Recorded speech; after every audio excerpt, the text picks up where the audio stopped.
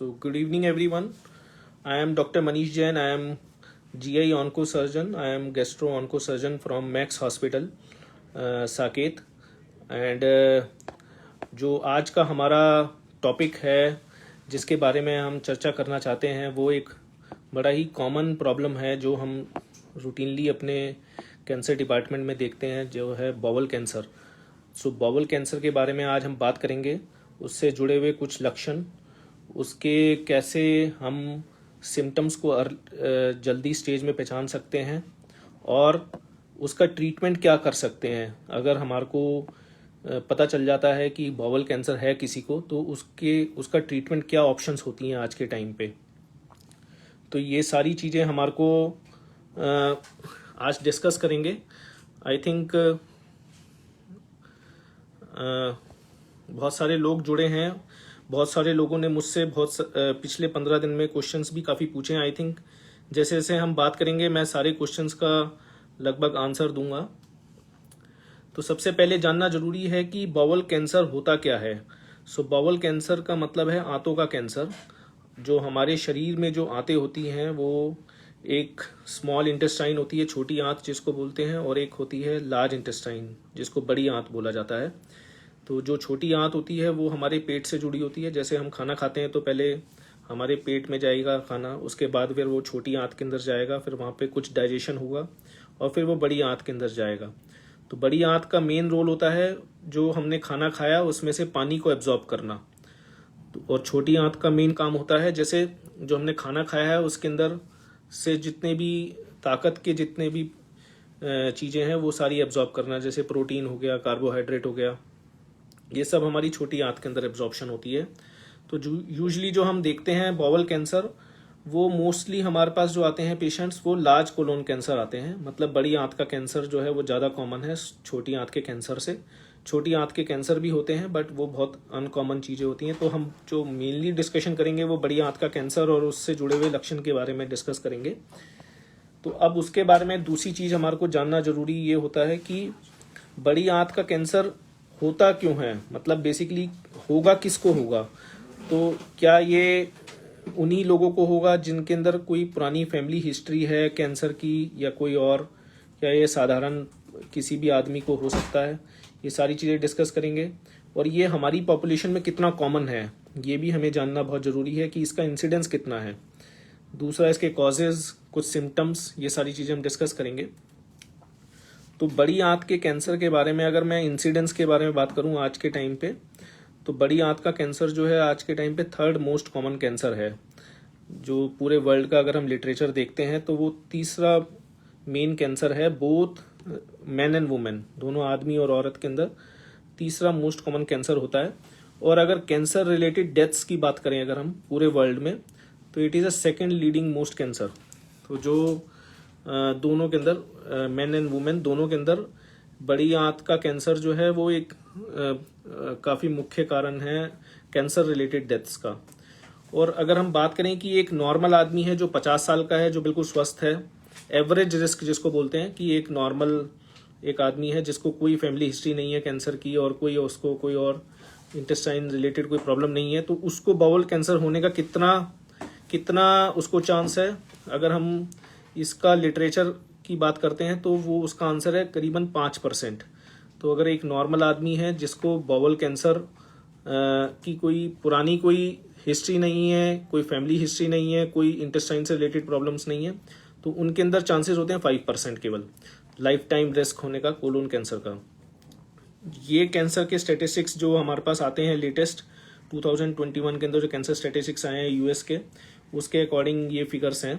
सो अगर किसी की फैमिली हिस्ट्री है, सपोज किसी के परिवार में किसी को कोलोन रिलेटेड कैंसर, कोलोन का या एंडोमेट्रियम का कोई कैंसर हुआ है, तो उनके अंदर हिस्ट्री जो है उनके अंदर क्योंकि पॉजिटिव हिस्ट्री है फैमिली की, तो उनमें रिस्क जो है बढ़ जाता है. उसके बारे में भी हम बात करेंगे. तो अगर हम इंसिडेंस की बात करें कोलोन कैंसर की, तो कुछ इसके अंदर अच्छी चीज़ें भी हुई हैं. लास्ट के 2 डिकेड्स की अगर हम बात करें 20 साल की, तो सबसे अच्छी चीज़ ये है कि ओवरऑल इंसिडेंस इसका कम हुआ है. ओवरऑल इंसिडेंस जो 20 साल पहले था वो धीरे धीरे करके कम हो रहा है.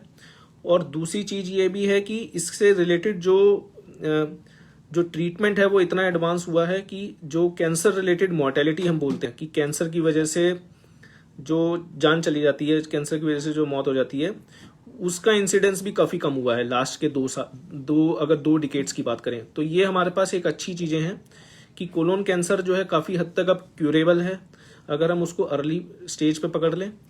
और दूसरा ये कि इसका इंसिडेंस भी धीरे धीरे करके कम हो रहा है। उसकी मेन रीज़न है कि जो लोग जो हैं अब काफ़ी जागरूक होते जा रहे हैं कि कोलोन कैंसर के सिम्टम्स को लेके।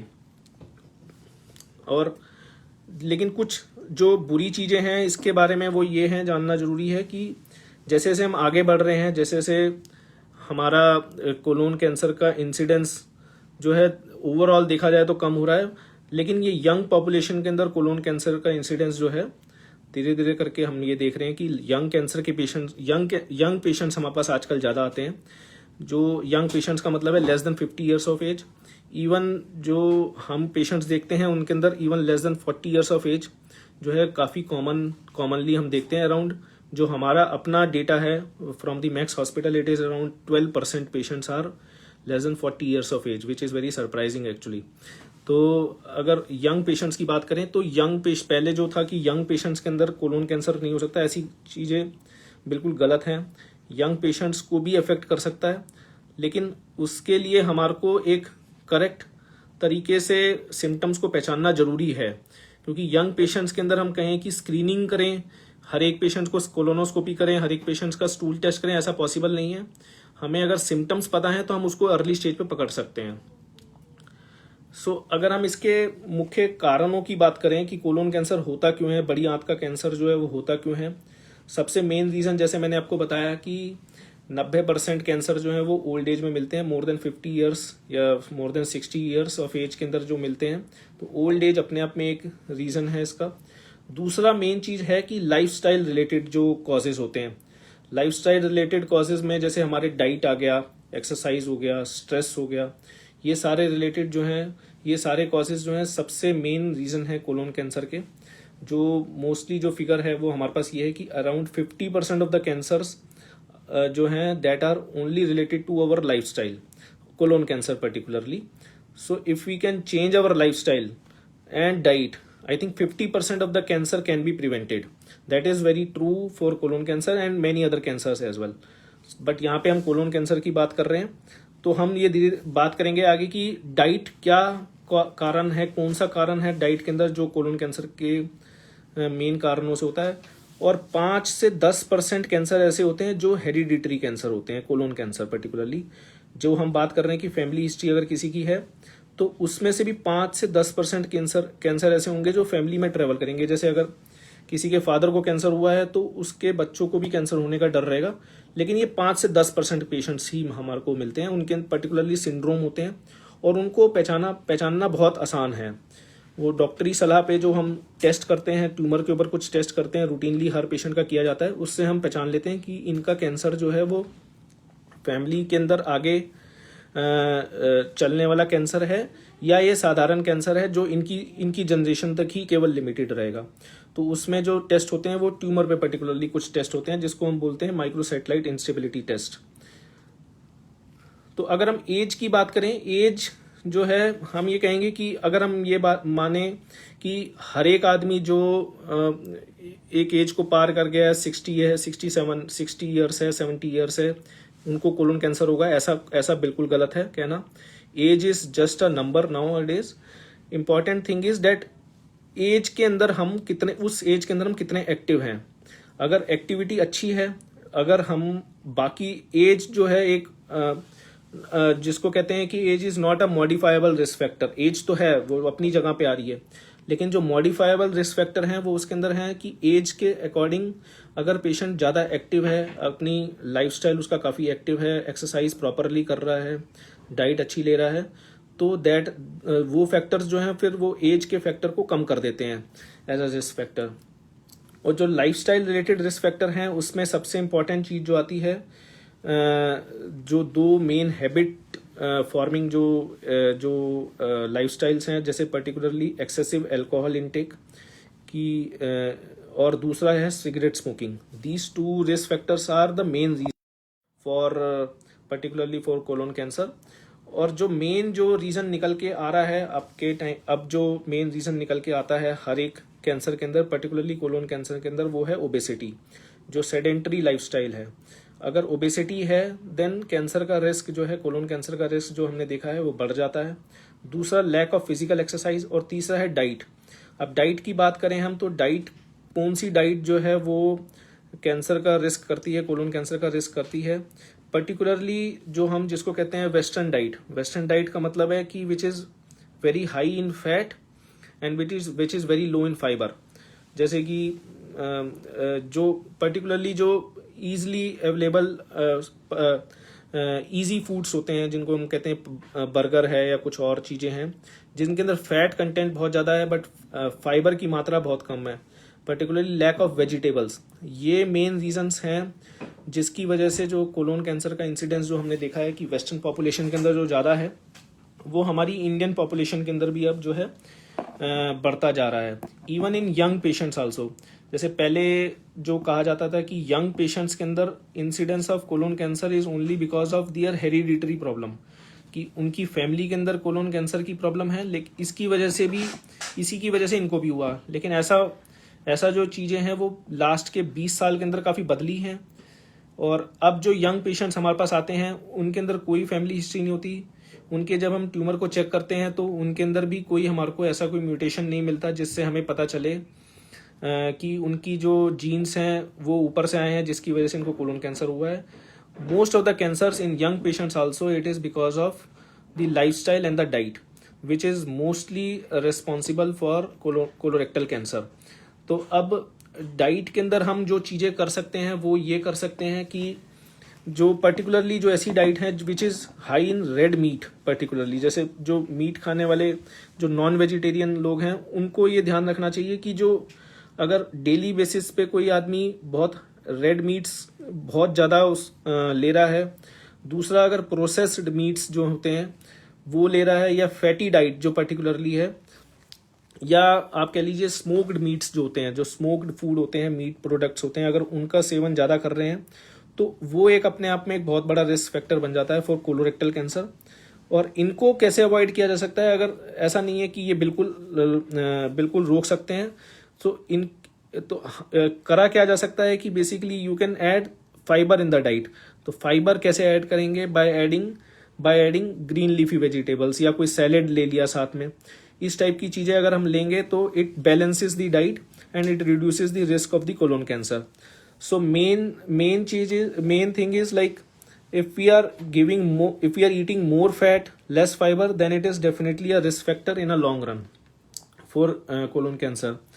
अब दूसरी चीज जो हम बात करते हैं कोलोन कैंसर के बारे में, जो एक बड़ा कॉमन सा परसेप्शन है हमारी पॉपुलेशन के अंदर, वो ये है कि ट्यूमर जिसको बोलते हैं मोस्टली लोग, वो एक होता है पॉलिप। जैसे हम कहते हैं कि पॉलिप क्या चीज़ है, कि इंटेस्टाइन में पॉलिप है, तो क्या वो कैंसरस है?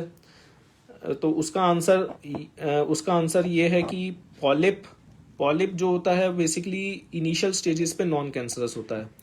लेकिन पॉलिप अगर किसी को है which is causing symptoms, particularly bleeding, and if it is large in size, if it is more than 2 centimetre in size, then definitely जो पॉलिप है उसको निकालना चाहिए। और वो जो पॉलिप है वो आगे चल के कैंसर के अंदर बदल सकता है। तो जब हम स्क्रीनिंग की बात करते हैं कि हमें एक नॉर्मल पॉपुलेशन को हम कोलोनोस्कोपी करके देखना चाह रहे हैं एक एज के बाद कि इनके अंदर कैंसर बना है नहीं बना है, तो उसके अंदर हम ये आइडेंटिफाई करते हैं कि इनके अंदर कोई पॉलिप तो नहीं है which can be a risk factor for cancer in future. अगर कोई हमारे को पॉलिप मिलता है तो हम उसको एंडोस्कोपिक पॉलिपेक्टमी करके कोलोनोस्कोपी के थ्रू ही केवल पॉलिप उसका निकालते हैं और उसको हम आगे फ्यूचर कैंसर होने से बचा सकते हैं। तो तीसरी चीज जो मुझसे काफ़ी लोगों ने पूछी क्वेश्चंस में, उसमें सबसे इम्पॉर्टेंट चीज़ उन्होंने पूछी मुझसे कि डॉक्टर साहब हमें अल्सरेटिव कोलाइटिस की प्रॉब्लम है, तो क्या वो कैंसर है? सबसे पहली चीज़ तो अल्सरेटिव कोलाइटिस कैंसर की बीमारी नहीं है। दूसरा क्वेश्चन ये था कि क्या मुझे कैंसर हो सकता है? तो जो अल्सरेटिव कोलाइटिस के पेशेंट हैं उनको ये जानना जरूरी है कि अल्सरेटिव कोलाइटिस का मतलब होता है कि उनकी आंतों के अंदर, बड़ी आंत के अंदर जो है एक अल्सर बनने की संभावना होती है। कि अल्सर का रीजन हमें नहीं पता, लेकिन अल्सर उनकी बॉडी में बनते हैं जो उनकी बॉडी की इम्यूनिटी की वजह से बनते हैं, और उसका ट्रीटमेंट भी जो होता है, कई बार उनको स्टेरॉइड्स लेने पड़ते हैं, कई बार दूसरे मेडिसिन देते हैं जिससे वो कंट्रोल रहते हैं। तो अल्सरेटिव कोलाइटिस के अंदर ये प्रॉब्लम ये है कि क्योंकि अल्सर बनते हैं बार बार, इन्फ्लामेशन होती है, इंटेस्टाइन के अंदर इन्फ्लामेशन होती है, सो आगे चल के उनके अंदर भी कैंसर बनने की संभावनाएं जो हैं वो रहती हैं। लेकिन ये देखा गया है, और ये गाइडलाइंस भी हैं सारी, जितनी भी हायर सोसाइटीज़ की गाइडलाइंस है, अमेरिकन गैस्ट्रोएंटरोलॉजी एसोसिएशन या अदर गाइडलाइंस, जो कोलोरेक्टल कैंसर गाइडलाइंस भी हैं, उनमें उनके अकॉर्डिंग अगर किसी पेशेंट को अल्सरेटिव कोलाइटिस है, पर्टिकुलरली पैनकोलाइटिस मतलब जिसमें पूरी आंत इन्वॉल्व है, उन केसेस के अंदर 8 साल के बाद जरूर एक बार कोलोनोस्कोपी करानी चाहिए। जैसे अगर किसी को आज सिम्टम हुए अल्सरेटिव कोलाइटिस को, तो उनको हर साल या हर 2 साल में या हर 6 महीने में कोलोनोस्कोपी कराने की जरूरत नहीं है। जैसे एक बार डायग्नोसिस हुआ अल्सरेटिव कोलाइटिस है, they can continue with the medicine and keep in touch with the gastroenterologist, और 8 साल के बाद उनकी स्क्रीनिंग करी जाती है। हर 1 या 2 साल के अंदर उनकी कोलोनोस्कोपी जरूरी है। और ये तो तब है जब किसी की पूरी आंत इन्वॉल्व है, और अगर किसी की लेफ्ट साइड की आंत इन्वॉल्व है, केवल मतलब पार्शियल बाउल इन्वॉल्वमेंट है, सिर्फ लेफ्ट साइड की आंतें इन्वॉल्व हैं अल्सरेटिव कोलाइटिस में, ऐसे कंडीशंस के अंदर जो है ये ड्यूरेशन और बढ़ जाती है, 8 से 12 साल हो जाती है। तो उनकी हम जो स्क्रीनिंग चालू करते हैं वो 12 साल के अंदर स्टार्ट करते हैं। यस, उनके अंदर कैंसर बनने की संभावना है, बट उनका जो प्रोग्नोसिस होता है कैंसर का, वो भी बिल्कुल सिमिलर होता है as compare to stage by stage. अगर हम कंपेयर करेंगे, जो नॉर्मल पॉपुलेशन के अंदर जो कैंसर बनता है, बिल्कुल सेम वैसे ही वो ट्रीटेबल होता है, उसी का बिल्कुल सेम इलाज होता है। तो उससे इसलिए अल्सरेटिव कोलाइटिस के पेशेंट को ऐसे कोई डरने की जरूरत नहीं है कि उनको कैंसर बनेगा ही बनेगा। हर एक पेशेंट को नहीं बनता है। दूसरी चीज, अल्सरेटिव कोलाइटिस अपने आप में कैंसर नहीं है। इसकी स्क्रीनिंग करनी इसलिए जरूरी है क्योंकि 8 से 10 साल बाद अगर बाई चांस कोई पॉलिप उसमें नजर आ रहा है हमारे को, या इंजरस एरिया कुछ नजर आ रहा है, तो हम उसकी बायोप्सी कर सकते हैं। अगर उसमें कुछ कैंसर के लक्षण हैं तो उसको इमीडिएटली ट्रीट किया जा सकता है। अब जो लास्ट हम रिस्क फैक्टर की बात करते हैं, मेन वो ये बात करते हैं, एक ये भी मानना ये भी बहुत लोग मानते हैं कि मुझे कैंसर हुआ तो मेरे बच्चों को क्या रिस्क है, या मेरे बच्चों को कैंसर होगा ही या होगा। इस तरीके की जो मिसकंसेप्शंस हैं वो भी हमारी सोसाइटी में काफ़ी हैं। सो हर एक कैंसर के पेशेंट के आगे फैमिली के अंदर वो कैंसर आगे जाएगा या नहीं जाएगा, उसकी संभावनाएं केवल 5 से 10% होती हैं, कोलोन कैंसर पर्टिकुलरली। और वो भी इस चीज़ पे डिपेंड करती हैं कि उनके अंदर वो वाला सिंड्रोम, जो जीन्स हैं, जो उनके ब्लड के अंदर वो जो जीन्स हैं वो प्रेजेंट हैं या नहीं है। उसके लिए आजकल बहुत एडवांस टेस्ट हैं जो हम एज पर दी गाइडलाइंस हर एक पेशेंट कोलोन कैंसर के पेशेंट में हम चेक करते हैं। जब हम कोलोन कैंसर के पेशेंट का ट्रीटमेंट करते हैं तो हम उनके ट्यूमर के ऊपर कुछ टेस्ट करते हैं आफ्टर ट्रीटमेंट। जो ट्यूमर के ऊपर टेस्ट है वो बड़ा साधारण सा टेस्ट है, उसके कोई ना कोई ज़्यादा कॉस्ट होती है, तो उसको हम बोलते हैं माइक्रोसैटेलाइट इंस्टेबिलिटी टेस्ट। अगर किसी को MSI टेस्ट पॉजिटिव आ रहा है ट्यूमर पे, तो हम उनको एडवाइस करते हैं कि आप अपना जर्म लाइन टेस्ट कराइए, मतलब कि आप अपने ब्लड के अंदर वो जीन्स का टेस्ट कराइए। अगर वो जीन्स हमारे को मिलते हैं, जो मैंने आपको बताया, हमारे पास अगर 100 कोलोरेक्टल कैंसर के पेशेंट्स आते हैं तो 5 से 10% केसेस ऐसे मिलते हैं जिनमें हमारे को जर्म लाइन टेस्टिंग पे पता चलता है कि यस, इनके अंदर ऐसे जीन्स हैं जो इनकी आगे वाली जनरेशन के अंदर या फिर इनके भाई या बहन को अफेक्ट कर सकते हैं। तो हम उनकी फिर फैमिली काउंसलिंग करते हैं, सारे मेंबर्स को बताया जाता है कि आपको किस एज के अंदर अपनी कोलोनोस्कोपी करानी है। तो यूजली जो कहा जाता है कि अगर सपोज किसी पेशेंट के अंदर 50 साल की उम्र में कैंसर हुआ है और अगर उसके ब्लड के अंदर भी हमारे को ये डिटेक्ट हो जाता है कि हाँ यस, इनके अंदर ऐसे जीन्स हैं जो उनकी आगे की जनरेशन या उनकी साथ वाले जो जनरेशन के जो भाई या बहन हैं उनको अफेक्ट कर सकती, तो हम उनके अंदर एडवाइस करते हैं कि 10 साल पहले, मतलब जैसे अगर किसी पेशेंट को 50 साल में कैंसर हुआ है तो हम उनको एडवाइस करते हैं कि आप 40 साल की उम्र में अपनी कोलोनोस्कोपी कराइए। ठीक है, तो ये हर एक के लिए वैलिड नहीं है ये स्टेटमेंट, ये उन्हीं के लिए है जब हम ये पता लगा लें कि उनको कैंसर की आगे फ्यूचर जनरेशन में जाने की संभावना है या नहीं है, और ये जानना बहुत आसान है आज के टाइम पे। अब अगर हम ये तो हमने जैसे अभी रिस्क फैक्टर्स की बात करी है, अगर हम सिम्टम्स की बात करें कि भाई जैसे हमने रिस्क फैक्टर्स की बात हमने क्यों करी, रिस्क फैक्टर्स की बात हमने इसलिए करी है ताकि हम उस कैंसर को बचा सकें। कि अगर हमें पता है कि एक्टिव लाइफस्टाइल में अगर हम हैं, अगर हम फिजिकल एक्सरसाइज रेगुलर कर रहे हैं, डाइट अच्छा ले रहे हैं, so we can prevent the cancer. So prevention is the best cure. But अगर सपोज किसी को कैंसर हो जाता है तो उसके सिम्टम्स को पहचानना बहुत ज़रूरी है ताकि हम उस कैंसर को अर्ली स्टेजेस में पिकअप कर सकें। क्योंकि कोलोन कैंसर के अंदर जो ट्रीटमेंट वो इतना एडवांस है कि अगर हम फर्स्ट सेकंड स्टेज में अगर किसी का कैंसर पकड़ते हैं तो वो ऑलमोस्ट क्यूरेबल है। थर्ड स्टेज के अंदर भी कैंसर जो है बहुत हद तक क्यूरेबल है और उसके अंदर हम काफ़ी अच्छी लाइफ उनको दे सकते हैं। 5 ईयर सर्वाइवल जिसको बोलते हैं वो अराउंड 70% के आसपास पहुंच गया है थर्ड स्टेज के अंदर भी। बट येस, फोर्थ स्टेज के अंदर अभी भी चैलेंजेस हैं जिसमें कैंसर जो है फैल जाता है।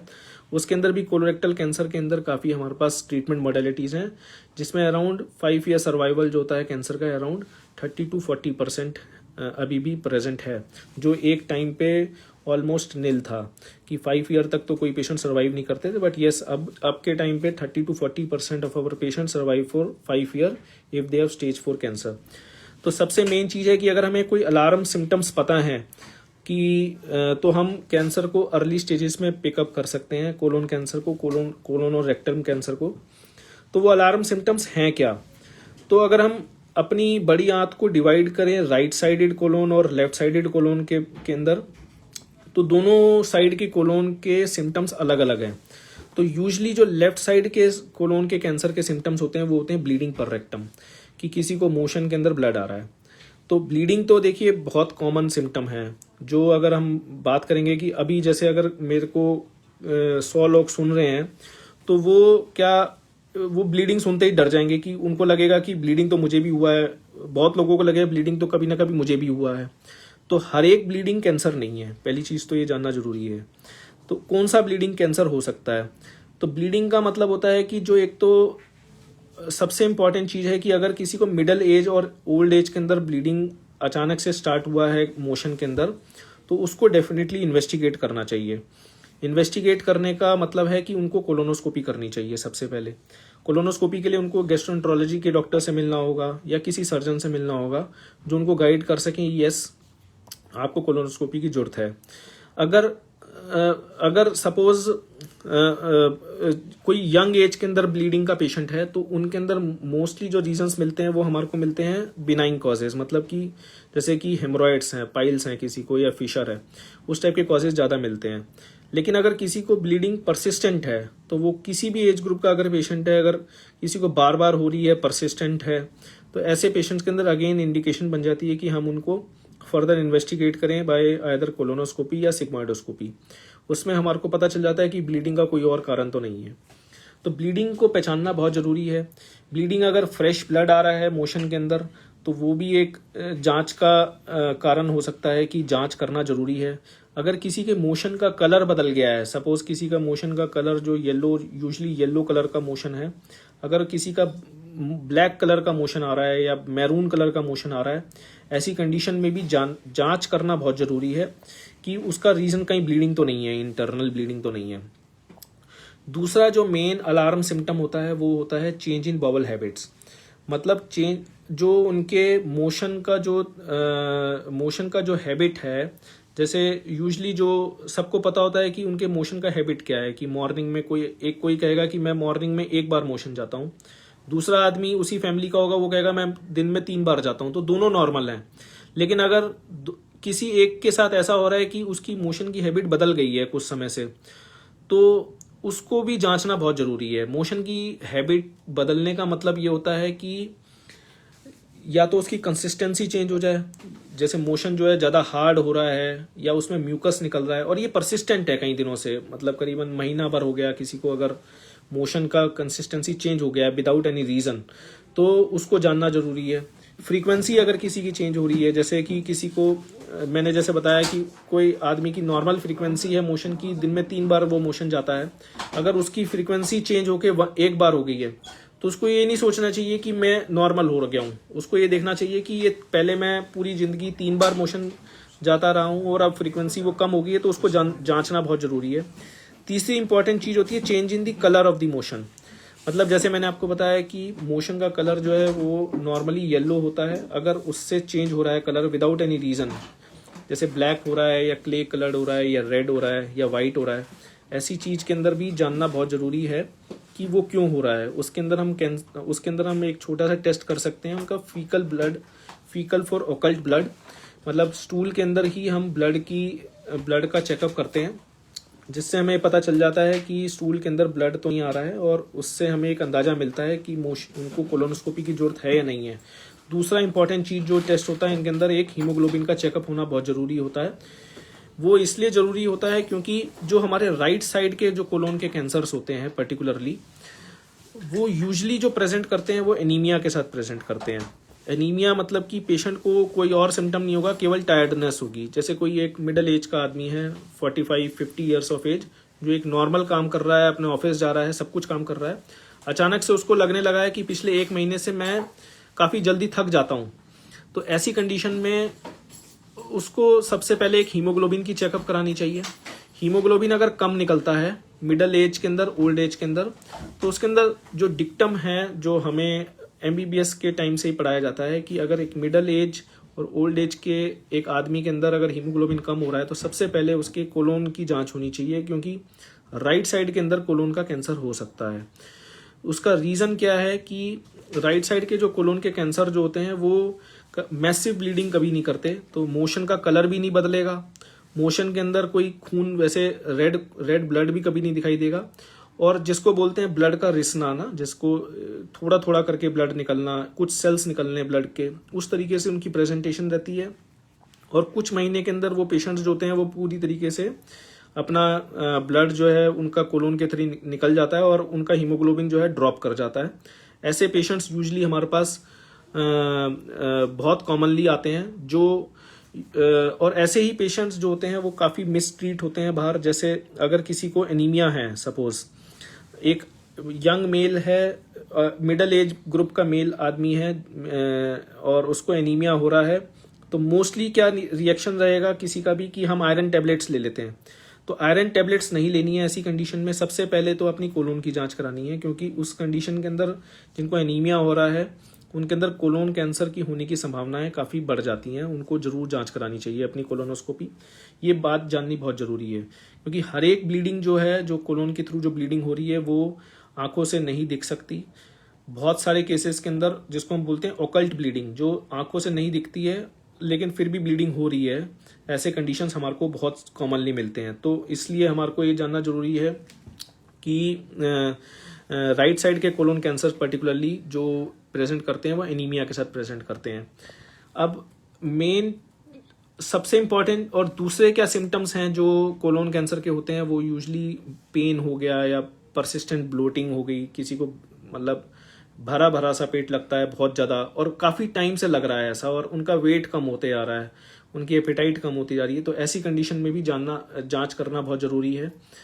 मेन जो मैंने आपको मुख्य 2 कारण बताए हैं, वो एक तो है ब्लीडिंग और दूसरा मैंने बताया चेंज ऑफ बाउल हैबिट्स। सो ये आप अपने अगर आपको हमें याद रखेंगे, अगर इसको अपने एक हैबिट में बनाएंगे कि अपने मोशन को अपने आप खुद चेक करें कि उसकी कंसिस्टेंसी क्या है, उसका कलर तो नहीं चेंज हो रहा है, और अगर आपको अपने बाउल सिम्टम्स को ध्यान में है कि ये सब सिम्टम्स हैं तो कुछ हो सकता है और ये सब सिम्टम्स हैं तो आई एम नॉर्मल, तो आप आराम से विदाउट एनी प्रॉब्लम एक नॉर्मल लाइफ रह सकते हैं। और सबसे इम्पॉर्टेंट चीज़ है कि आपको अपनी पावर को पहचानना है। आपकी पावर क्या है? प्रिवेंशन। जैसे मैंने आपको बताया, एक लाइफस्टाइल को चेंज किया जा सकता है, डाइट को चेंज किया जा सकता है, रेगुलर एक्सरसाइज को इंक्लूड किया जा सकता है अपने लाइफस्टाइल के अंदर। So prevention as we know is a best cure. और दूसरा जो आपका पावर है वो है स्क्रीनिंग ऑफ द कैंसर। अब स्क्रीनिंग ऑफ द कैंसर क्या होता है? स्क्रीनिंग ऑफ द कैंसर से मतलब होता है कि हम कैंसर को उस स्टेज में पकड़ रहे हैं जब उसने कोई सिम्टम भी नहीं किए हैं। मतलब कैंसर के सिम्टम्स होने के बाद अगर हम उनको पकड़ते हैं तो उसको बोलते हैं अर्ली डिटेक्शन। जैसे मैंने आपको अभी तक जो सिम्टम्स बताए हैं वो तब आ रहे हैं जब कैंसर बन गया है शरीर में और उसने ब्लीडिंग करना चालू कर दिया है, तो हम उसके सिम्टम्स को पहचान रहे हैं, अर्ली डिटेक्शन। लेकिन उससे भी एक पहले वाली स्टेज होती है, उसको बोलते हैं स्क्रीनिंग। स्क्रीनिंग का मतलब है कि कैंसर बन गया है और हम उसके सिम्टम्स को आने से पहले पहचान रहे हैं। तो स्क्रीनिंग जो है हमारी पॉपुलेशन के अंदर, इंडियन पॉपुलेशन के अंदर, as per the ICMR guidelines and other gastroenterology guidelines, routine screening is still not recommended for colon cancer. कि हम अगर अमेरिकन गाइडलाइंस की बात करते हैं तो वो लोग उनकी पॉपुलेशन में और ज़्यादा कॉमन है कोलोन कैंसर, तो वो लोग जो रिकमेंड करते हैं वो 45 की एज के बाद स्क्रीनिंग रिकमेंड करते हैं, कि जिसके अंदर वो 10 साल में एक बार कोलोनोस्कोपी और कुछ फीकल ब्लड टेस्ट या फिर सिग्माइडोस्कोपी या CT कोलोनोग्राफी, ये मोडेलिटीज होती हैं जिसको वो रिकमेंड करते हैं, बट वो हमारी इंडियन पॉपुलेशन के अंदर वैलिड नहीं है। यस, स्क्रीनिंग उन पेशेंट्स के अंदर बहुत जरूरी है जिनके अंदर कोई रिस्क फैक्टर है। जैसे मैंने आपको बताया कि अल्सरेटिव कोलाइटिस, जैसे कि फैमिली हिस्ट्री अगर कैंसर की है उन केसेस के अंदर, और इन केसेस के अंदर हमेशा स्क्रीनिंग करनी बहुत ज़रूरी है। या हमें लगता है कि कोई सिंड्रोम हो सकता है इनके अंदर, उन केसेस के अंदर हमारे को स्क्रीनिंग करनी बहुत ज़रूरी है इंडियन सेटअप के अंदर। एवरेज रिस्क इंडिविजुअल के लिए अभी भी स्क्रीनिंग जो है हमारी गाइडलाइंस हमारे को रिकमेंड नहीं करती हैं, बिकॉज वो जो है हमारी पॉपुलेशन के लिए इकोनॉमिकल नहीं है। अगर हम कहें कि हर एक 50 साल के आदमी की कोलोनोस्कोपी करनी है, वो हमारी पॉपुलेशन के लिए इकोनॉमिकल नहीं है। सो हमें, अगर हम स्क्रीनिंग नहीं कर रहे हैं तो हमारे लिए जानना आपकी तीसरी पावर क्या है, जो अगर हम स्क्रीनिंग की तरफ नहीं जा सकते हैं तो तीसरी पावर हमारे हाथों में क्या है, कि that is early detection. As I told you, कि अगर हमें सिम्टम्स पता है तो हम उसको एटलीस्ट, जो हम देखते हैं कि जो कैंसर है उसको करीबन 2 महीना पहले हम उसको पहचान सकते हैं जब वो कॉम्प्लिकेशन कुछ करेगा। मतलब जब वो अगर कुछ कॉम्प्लिकेशन करेगा या फैलेगा, उससे एटलीस्ट 2 महीना पहले हम उसको आराम से पहचाना जा सकता है अगर हमें उसके सिम्टम्स पता हैं। ये सारे सिम्टम्स हमने जो हैं पहले डिस्कस किए हैं। और चौथी जो आपकी पावर है वो ये है कि अगर सपोज किसी को कैंसर की बीमारी है या आपके जानने में किसी को कैंसर की बीमारी है, तो उसका ट्रीटमेंट क्या है। अब उसके अंदर क्या होता है कि सबसे पहला जो मिसकंसेप्शन है हमारी सोसाइटी के अंदर, वो ये है कि कैंसर सुनते ही लोग जो है डर जाते हैं। कैंसर सुनने के बाद सबसे पहली चीज़ दिमाग में आती है कि अब तो मैं बचूंगा नहीं। इसका कैंसर को वो मानते हैं कि it is a last stage, always a last stage cancer. इसके बाद ट्रीटमेंट भी हमने कराया तो वो डेफिनेटली वापस आएगा ही आएगा। ऐसा मानना बिल्कुल गलत है। आज के टाइम पे जो कैंसर पे जो ट्रीटमेंट चल रहा है, जितनी भी रिसर्चेस चल रही हैं, वो इतनी एडवांस हो चुकी हैं कि हम इवन स्टेज 4 कैंसर को ट्रीट करने की बात करते हैं आज के टाइम पे, जो पहले के टाइम पे एक रियलिटी से बहुत दूर था। आज हम स्टेज 4 कैंसर को ट्रीटमेंट की बात कर रहे हैं। तो स्टेज 1, स्टेज 2, स्टेज 3 कैंसर के अंदर, जो कोलोन कैंसर के अंदर जो ट्रीटमेंट होता है, मोस्टली जो होता है उसके अंदर सर्जरी की जाती है। सर्जरी जो है आजकल इतनी एडवांस हो चुकी है कि सर्जरी को हम जो पहले ट्रेडिशनल ओपन तरीके से करते थे, अब जो है मिनिमल इन्वेजिव तरीके से, जैसे कि लेप्रोस्कोपी या रोबोटिक के थ्रू बड़े ईजिली किया जा सकता है उनको, और उनका बहुत अच्छा आउटकम रहता है। आउटकम इन द सेंस कि उनका क्वालिटी ऑफ लाइफ ऑपरेशन के बाद काफ़ी अच्छा रहता है। उनके जितने भी दूसरे जो फंक्शंस होते हैं, दूसरे ऑर्गन के फंक्शंस जो हैं, बिकॉज उनकी जो छोटी छोटी नसें जो उनको सप्लाई करती हैं वो सारी प्रिजर्व होती हैं इन सब मिनिमल इन्वेजिव तरीके से, और उनका आउटकम जो है ओवरऑल क्वालिटी ऑफ लाइफ और फंक्शनल आउटकम जिसको बोलते हैं, बहुत अच्छा रहता है। जो दूसरे जो कैंसर्स होते हैं, जो पर्टिकुलरली कोलोन कैंसर की बात करें, कि कोलोन कैंसर के अंदर हम जब surgery is the main stage treatment, की सर्जरी उनके अंदर पहले होना चाहिए मोस्टली कैंसर्स के अंदर, और फिर हम उसकी स्टेज को जांच करते हैं कि वो स्टेज 1 का कैंसर है, स्टेज 2 का कैंसर है या स्टेज 3 का कैंसर है। तो स्टेज 2 एंड 3 के कैंसर्स के अंदर यूजली हमारे को कीमोथेरेपी की जरूरत पड़ती है आफ्टर दी सर्जरी। तो जो ट्रीटमेंट है कैंसर का, जो अगर हम बात करें तो ये मल्टी मोडेलिटी ट्रीटमेंट इसको बोलते हैं, कि जिसमें एक से ज़्यादा हमारे को मोडेलिटीज़ का यूज़ करना है। सर्जरी कोलोन कैंसर के अंदर मेन स्टेज ट्रीटमेंट है। सर्जरी हमेशा यूजली पहले होता है, followed by chemotherapy. Radiation therapy का रोल काफ़ी कम है कोलोन कैंसर के अंदर। जहां हम रेक्टम की बात करते हैं, जो कोलोन के नीचे वाला जो हिस्सा होता है रेक्टम, जो सबसे लास्ट वाला पोर्शन होता है, रेक्टम कैंसर के अंदर यूजली जो ट्रीटमेंट होता है वो और ज़्यादा कॉम्प्लेक्स है, बट वो भी काफ़ी हद तक अब सक्सेसफुल है। उसके अंदर हम तीनों मॉडलिटीज़ यूज़ करते हैं, रेडिएशन, सर्जरी और कीमो। उसका ऑर्डर जो होता है कि किसको किस ऑर्डर में हमारे को देना है, वो बड़ा एक प्रिसाइज प्लान किया जाता है, उनकी स्टेज को असेस करके, एमआरआई करके, सीटी स्कैन करके, ये सारी चीज़ें हम असेस करके देखते हैं कि उनकी क्या स्टेज है, ट्यूमर कहाँ तक गया है, कौन सी लेयर तक गया है। उसके बाद हर एक पेशेंट का इंडिविजुअल प्लान किया जाएगा और उसके अकॉर्डिंगली फिर जो है या तो पहले हम किसी को रेडिएशन देंगे, सर्जरी बाद में करेंगे, या किसी पेशेंट के अंदर हम कीमो पहले देंगे, सर्जरी करेंगे। इंडिविजुअल प्लान्स डिसाइड होते हैं after very thorough discussion of each and every patient who is suffering from rectal cancer. So अगर हम बात करें नटशेल में बात करें कि कोलोन और rectal cancer, yes, it is not something which is not preventable. It is preventable if we can identify कि हमारी लाइफस्टाइल के अंदर क्या मेजर रिस्क फैक्टर है, उसको करेक्ट किया जा सके तो इट कैन बी प्रिवेंटेड। दूसरा, अगर फैमिली हिस्ट्री किसी को है, अल्सरेटिव कोलाइटिस का कोई पेशेंट है, तो उनको हम टाइमली चेक करें। उनके स्क्रीनिंग प्रोटोकॉल्स हैं, प्रॉपर डिफाइंड स्क्रीनिंग प्रोटोकॉल्स हैं, वो अपने गैस्ट्रोएंटरोलॉजिस्ट से मिलें और अपनी कोलोनोस्कोपी कराएं टाइम टू टाइम। तीसरा जो मेन है कि अगर स्क्रीनिंग ऐसे पेशेंट्स में पॉसिबल है तो that is a best protection actually. अगर उनके अंदर कोई कैंसर बन रहा है तो उनको आराम से ट्रीट किया जा सकता है। और जो कहते हैं कि best cure is prevention, best protection is by screening, and the best time of cure is by the early detection of cancer. So अगर हमें ये सारी चीज़ें भी पॉसिबल नहीं है, अगर हमें सिम्टम्स के बारे में पता है तो हम कैंसर को बहुत अर्ली डिटेक्ट कर सकते हैं और उसको टाइमली क्योर किया जा सकता है। सो एक बहुत इंपॉर्टेंट चीज़ है कि हर एक चीज़ के लिए डॉक्टर के पास जाने की ज़रूरत नहीं है। अगर हमें कोई अलार्म सिम्टम लग रहे हैं तभी डॉक्टर के पास जाएं, क्योंकि ये भी बहुत हद तक सही है कि you are your own best doctor. अगर आपको अपनी बॉडी के बारे में पता है, अपने मोशन के बारे की हैबिट्स के बारे में पता है, अपने सिम्टम्स के बारे में आप एनालाइज कर सकते हैं, then you are your own best doctor. If something is alarming then definitely you have to visit your doctor और specialist in that area. I think I have summarized the main thing in a nutshell, and now we can, I think, take the questions which many people have asked.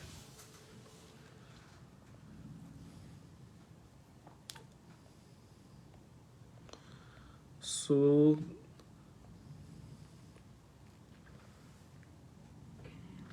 yes.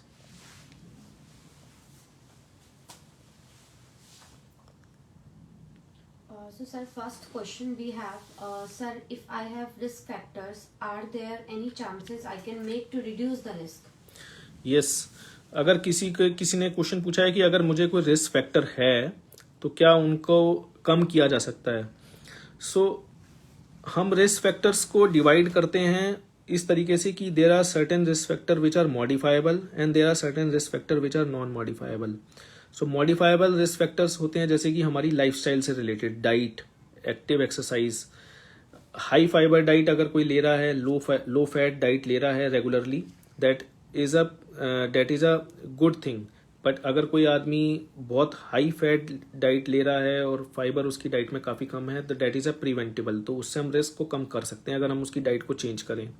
दूसरा, regular exercise, cigarette smoking, alcohol consumption, all this are modifiable risk factor, जिसको हम अगर change करें तो उसके risk factor को कम किया जा सकता है।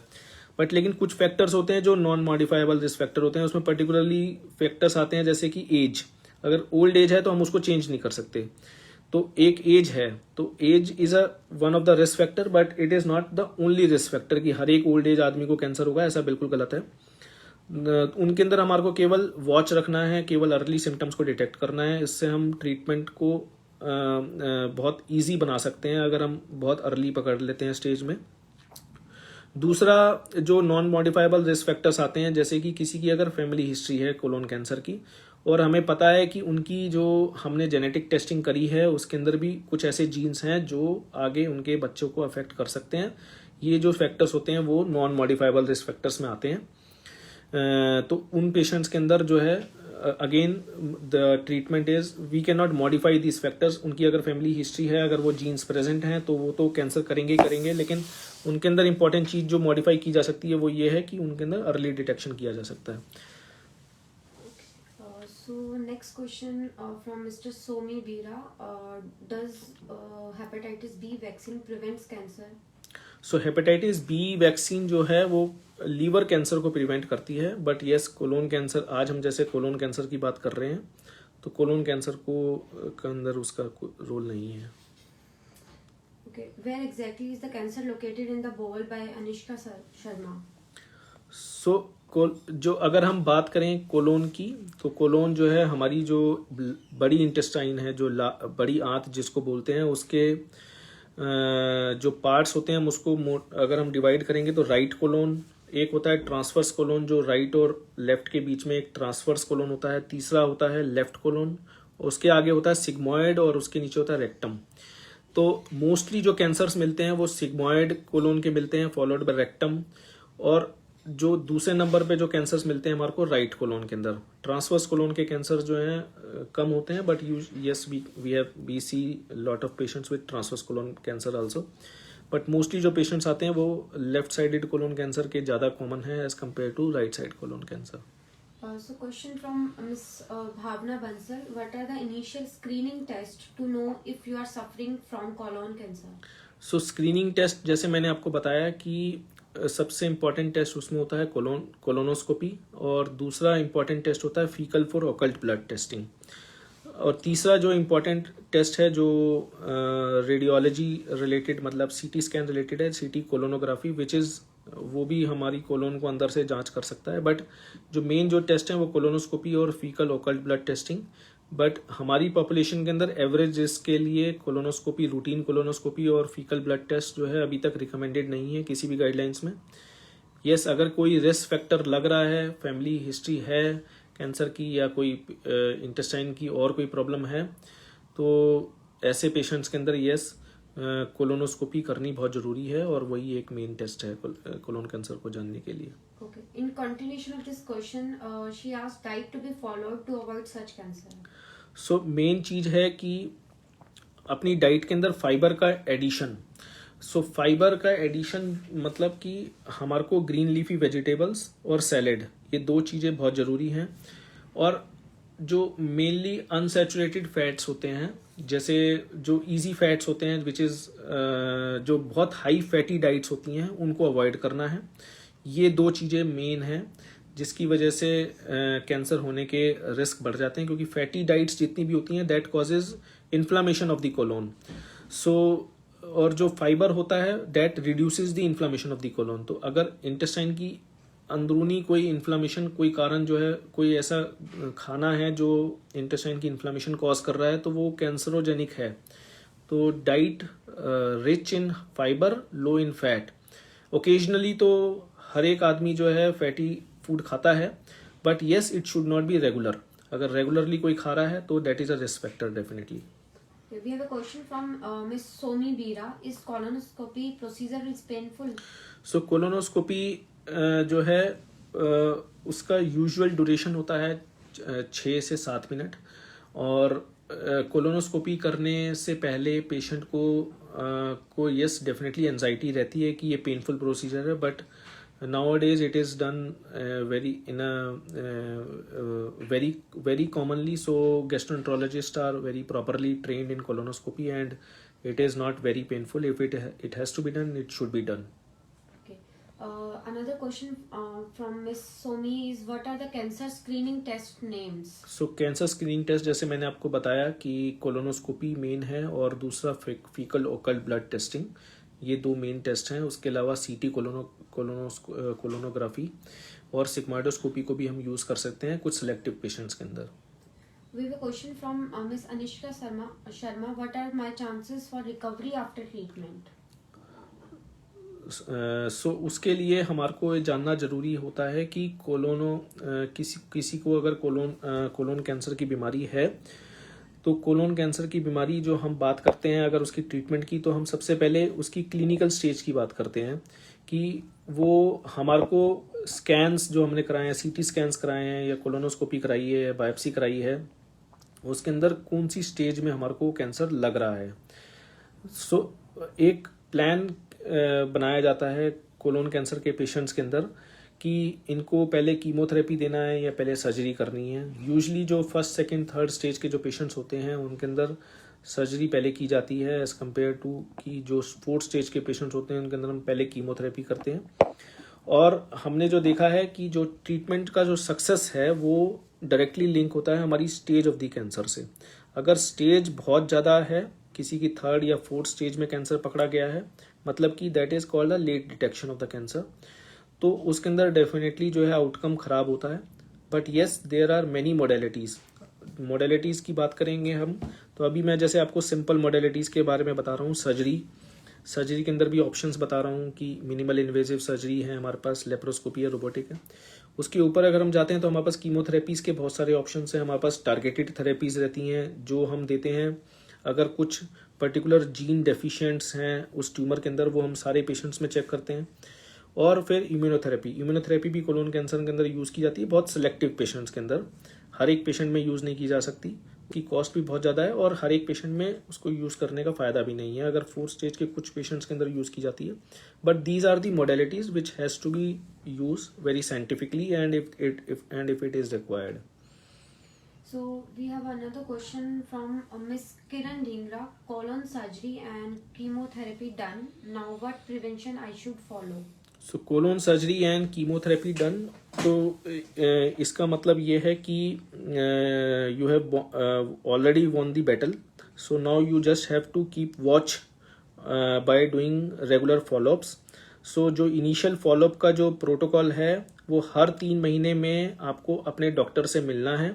कुछ उसमें ब्लड टेस्ट कराए जाते हैं, कभी एक बार आपका अल्ट्रासाउंड होगा, कभी आपका सीटी स्कैन कराया जाएगा एज पर योर सिम्टम्स। हर 3 महीने में आपको अपने डॉक्टर से मिलना है जिन्होंने सर्जरी करी है, और आपका जो 3 महीने का जो प्रोटोकॉल है वो चलेगा करीबन 2 साल। उसके बाद जो है हम आपको 6 महीने के इंटरवल पे रेगुलर चेक कर सकते हैं till 5 years, and after 5 years the protocol is to follow you regularly every yearly.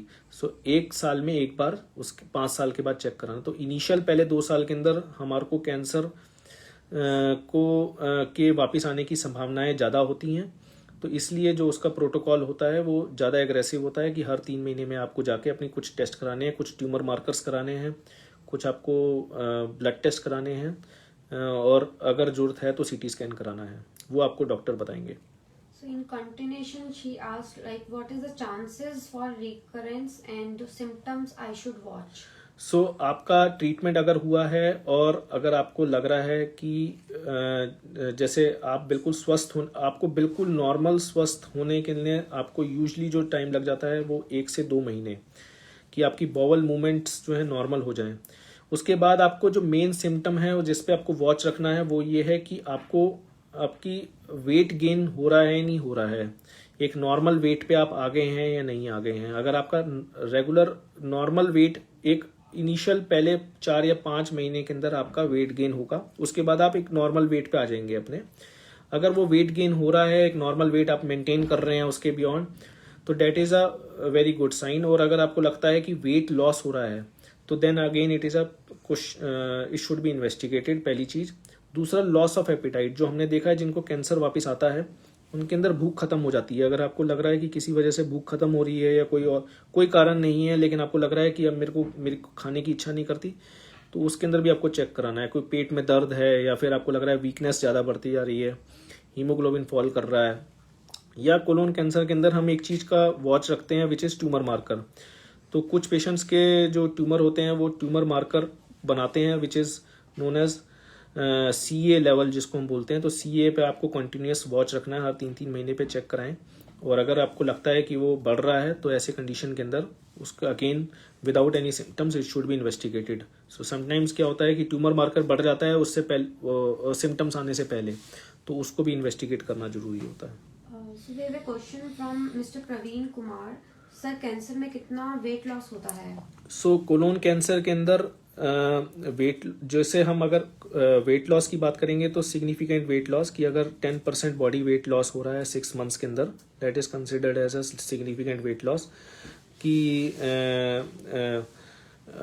अगर किसी को उससे ज़्यादा वेट लॉस है या उससे कम वेट लॉस है, उससे कम वेट लॉस वालों को ज़्यादा चिंता करने की जरूरत नहीं है। और सबसे इंपॉर्टेंट चीज़ है वेट लॉस की कि that should be unintentional.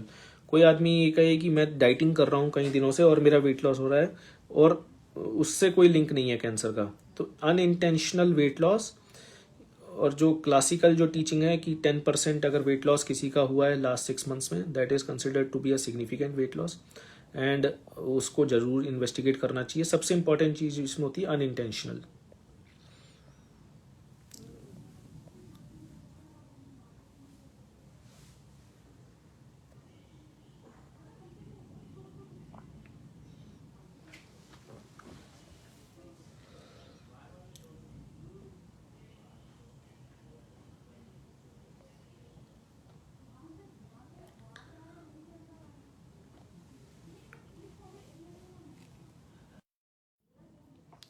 I think most of the questions हमने कवर किए हैं।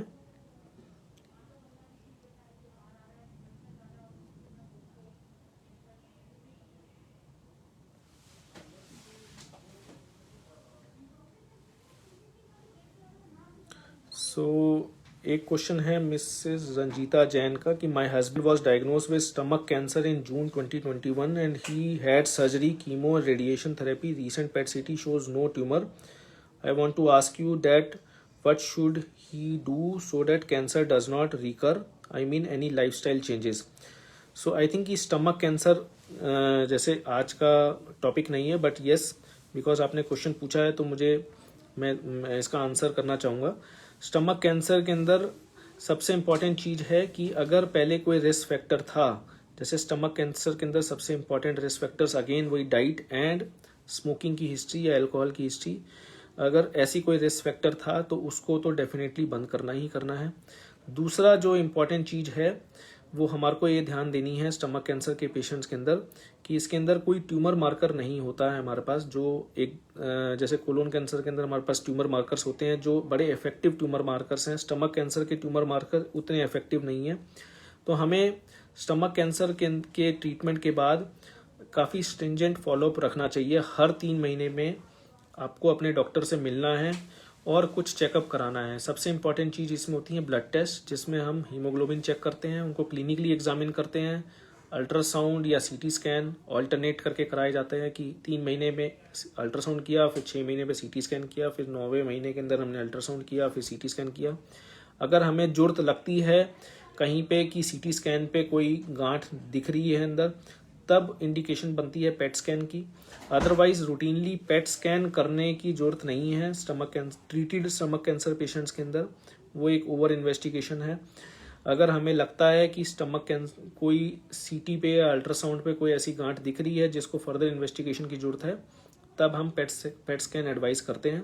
बट यूजली हमारे को सबसे पहले जो चीज़ करनी है वो ये है कि अपनी जो सिम्टम्स हैं, जैसे मैंने आपको बताया कि वेट लॉस स्टमक कैंसर के ट्रीटमेंट के बाद भी सबसे मेन प्रॉब्लम होती है कि पहले 3 से 4 महीने में पेशेंट का वेट जो है काफ़ी फॉल करता है, क्योंकि उनके स्टमक की कैपेसिटी कम कर देते हैं सर्जरी के बाद।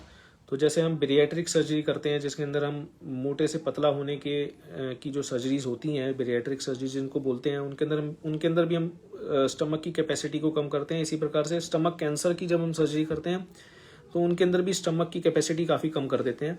तो यूजली पेशेंट्स को प्रॉब्लम रहती है कि उनको पूरा खाना नहीं खा पा रहे हैं वो, तो पहले 3 से 6 महीने में उनको थोड़ा वेट लॉस होगा, फिर वो वेट जो है स्टेबिलिटी पे आ जाएगा। उनको ये ध्यान देना है कि उनको स्मॉल फ्रीक्वेंट मील्स खाने हैं, एक बार में बहुत सारा खाना नहीं खाना, थोड़ा थोड़ा करके खाना खाना है ताकि उनका वेट जो है मेंटेन रहे। और उनको प्रोटीन रिच डाइट जो है लेने की बहुत ज़रूरत होती है। अगर एक बार वेट स्टेबल हो जाता है उसके बाद अगर किसी का वेट फॉल कर रहा है then it should be investigated. दूसरा जो चीज़ है कि अगर उनको खाना खाने के रास्ते में रुकावट आ रही है किसी तरीके की, वो खाना जो है पहले जो आराम से स्वेलो कर लेते थे, अब उनको लग रहा है कि किसी तरीके की रुकावट आ रही है, वॉमिटिंग हो रही है, ऐसी कंडीशन में भी उनको डेफिनेटली इन्वेस्टिगेट करने की ज़रूरत है. बट मेन थिंग इज़ कि उनको small frequent meals, high protein diet, and जो अगर कोई रिस्क फैक्टर है स्मोकिंग या अल्कोहल, वो उसको डेफिनेटली रोकना है.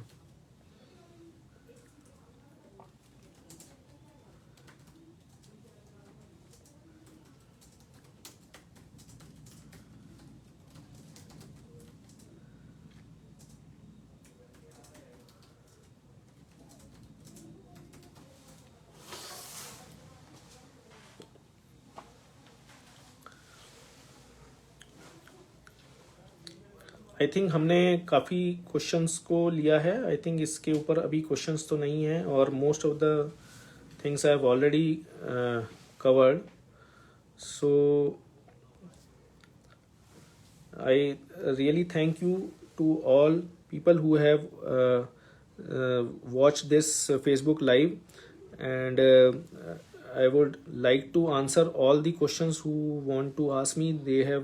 They can actually directly mail me, and we have our I have it's my number, and other colleagues number has already been shared with that with the Facebook live this session. So any future questions, I think we can always would love to answer any doubts or anything, any treatment related problems. We can always answer you by either WhatsApp or by email, whatever way you would like to ask us. I think I like to thank you all. Thank you very much.